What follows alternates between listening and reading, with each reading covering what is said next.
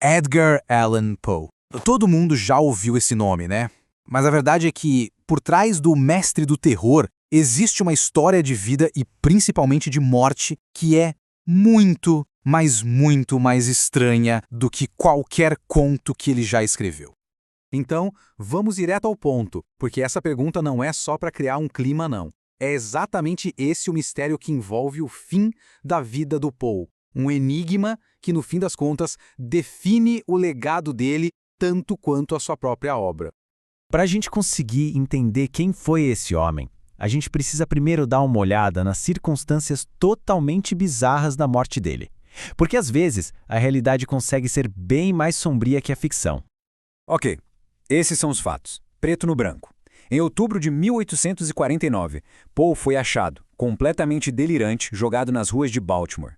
O mais estranho? Ele estava usando roupas que não eram dele e não conseguia dizer uma única palavra com sentido sobre como foi parar ali. Ele morreu 4 dias depois no hospital e dizem que suas últimas palavras foram esse apelo: Senhor, ajude minha pobre alma.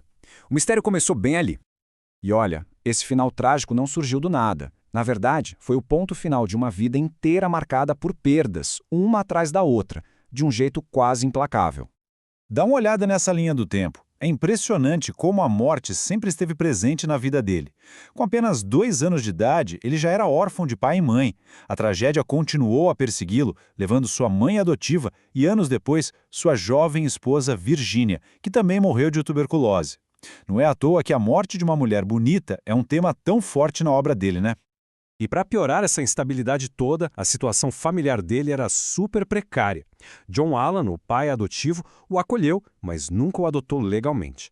A relação dos dois era inferno, cheia de brigas por dinheiro, por dívidas de jogo, até que Poe foi basicamente deserdado. Ele nunca teve um lugar seguro para chamar de seu. Mas vamos sair um pouco da tragédia pessoal e falar do gênio profissional. Porque apesar de todo esse caos na vida, Poe não foi só um escritor de historinhas de terror. Ele foi um verdadeiro arquiteto da literatura como a gente conhece hoje. Aqui a gente consegue ter uma ideia do tamanho do cara. Sim, claro, ele nos deu o horror gótico, o macabro, mas a genialidade dele ia muito além. Poe é basicamente o inventor do gênero de ficção policial. Ele também fez coisas importantíssimas para a ficção científica e ainda escrevia sátiras super afiadas. A mente dele era uma coisa de louco, super versátil. E não para por aí. Além de escritor, ele era um dos críticos literários mais temidos e respeitados dos Estados Unidos. As críticas dele eram tão brutais, mas tão brutais, que ele ganhou o apelido de O Homem da Machadinha. Ele não tinha medo nenhum de detonar os grandes nomes da literatura da época dele. Tá, mas como é que ele inventou isso do zero? Com o personagem dele, C. Auguste Dupin, ele criou a receita de bolo. Primeiro, um detetive genial e meio esquisitão. Segundo, um crime que parece impossível de resolver. Terceiro, o detetive usa a pura lógica, pura dedução para desvendar o mistério. E por último, a grande revelação que deixa todo mundo de queixo caído. Soa familiar? Pois é, todo escritor de mistério desde então bebeu dessa fonte. Agora vamos ver como essa influência cresceu, porque o impacto do Poe vai muito, mas muito além da literatura americana, chegando em lugares que ninguém poderia imaginar. E não sou eu que estou dizendo não. O próprio criador de Sherlock Holmes, Sir Arthur Conan Doyle, basicamente admitiu que toda a literatura de detetive nasceu com as histórias do Poe. É um reconhecimento e tanto do impacto do cara, né? E a fama dele virou mundial, em grande parte por causa do poeta francês Charles Baudelaire, que era fascinado por ele e traduziu suas obras. Poe se tornou um dos primeiros escritores americanos a ser, acredite se quiser, mais famoso na Europa do que no próprio país. Mas a influência do Poe vai para áreas que você nem imagina, tipo ciência. Vamos falar, por exemplo, do paradoxo de Olbers. É um quebra-cabeça da cosmologia. Se o universo é infinito e cheio de estrelas, por que o céu à noite é escuro e não completamente branco de tanta luz? E aqui vem a parte mais maluca. Quase 80 anos antes da teoria do Big Bang ser formulada, Poe, usando só a intuição dele, propôs uma solução. Ele escreveu que o universo não era infinitamente antigo. Ele teve um começo, e por isso, a luz das estrelas que estão mais longe simplesmente não teve tempo de chegar até aqui. Uma ideia absurdamente moderna para a época. E tem mais. Poe era simplesmente viciado em criptografia, em decifrar códigos. Ele chegava a desafiar o público nos jornais, pedindo que mandassem cifras para ele resolver. E ele resolvia.